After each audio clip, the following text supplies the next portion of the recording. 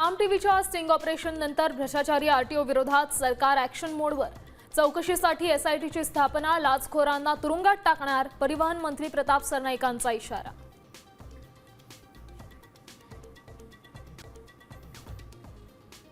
सतरा जुलैला केंद्रीय मंत्रिमंडळाचा विस्तार, शिंदेसेनेचे खासदार श्रीकांत शिंदेंची कॅबिनेट मंत्रिपदी वर्णी लागण्याची शक्यता, साम टीव्हीला सूत्रांची माहिती.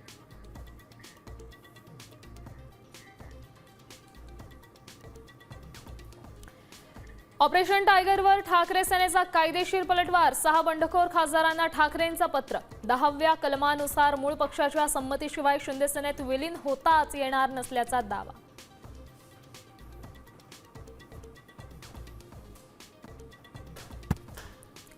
सुनेत्रा पवारांना पाठवलेल्या नोटीसशी संबंध नाही, प्रफुल्ल पटेलांचं स्पष्टीकरण. सुनेत्रा पवारांची निवड पक्षाच्या घटनेनुसारच, पटेलांचा खुलासा.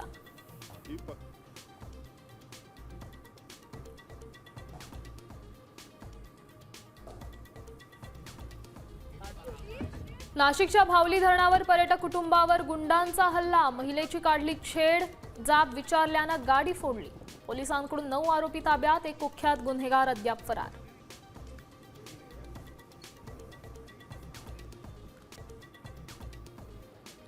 चेंबूरमधील झाड दुर्घटनेप्रकरणी उद्यान आणि रस्ते विभागाला क्लीन चिट. कुणीही दोषी नाही, केवळ कंत्राटदाराला 5 लाखांचा दंड, तर अधिकाऱ्यांना वाचवल्याचा विरोधकांचा आरोप. महापौरांनाही अहवाल अमान्य.